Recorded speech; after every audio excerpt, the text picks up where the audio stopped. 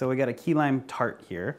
You can see it's just a plate and it's got key lime, and Phil cut this fabulous lime right here that we're gonna put. We took off our cutting board and using this nice wood table.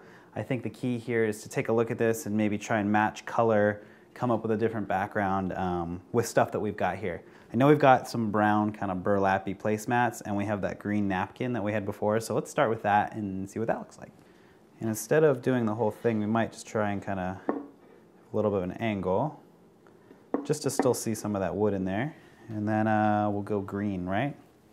Do the same thing. So now we got some colors going on. We got the brown here, green.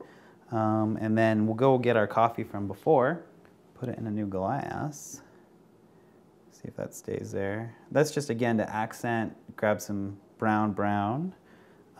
We got some limes here, I know.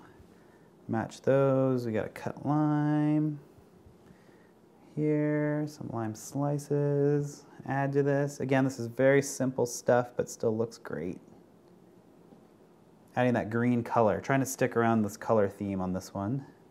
And then again with the green napkin. See if we can fit that guy in there. I like having forks and utensils. Metal's a little hard because you know you're worried about reflection and stuff. Very green. This is a little yellow. I wonder what else we can add color-wise. It'd be good to get some color. Got ourselves a lemon. A little bit of an accent here. Work that in there somehow. All right, so let's go ahead. Let's just try and shoot it with a blank frame with just our white diffuse light, and we'll see how it goes. So we'll do our 45-degree shot here first, and I'm just focusing on our main dish. Cool, our main dish looks pretty good. Let's just change a couple things here.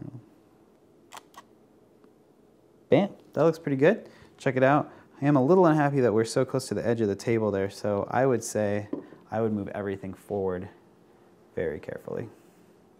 Just a little bit so we can get that edge of the table away. Maybe raise our angle up just a little bit. There we go. Perfect. I'd be pretty happy to share this shot on you know, an Instagram page or anything like that. And again, this is just plain white diffused light coming in with our basic settings that we talked about before. Let's just to see what it looks like, let's add our black negative fill and see how that looks. All right, so I didn't come as low as I normally do. Maybe we should. So this is a little bit more at an angle. Again, I'm coming a little bit lower just to fill out those shadows and the ambience. Similar angle here. Cool. So again, you can see that the main difference is, and I moved the fork a little bit, but the main difference is just adding those contrasty shadows. It makes it look a little bit more contrasty, kind of fills in the black, which makes the front part pop out a little bit more in that photo. I would actually see if I can get this a little bit closer, because this is going to look really nice in those detail shots. So you can see I'm really cutting the light off here. I have to get in here real tight. Cool. So yeah, see my angle changed a little bit, you can see here, but I really like the contrast in the dark. And just so you guys can see, we'll put in the white bounce, and you see a major difference.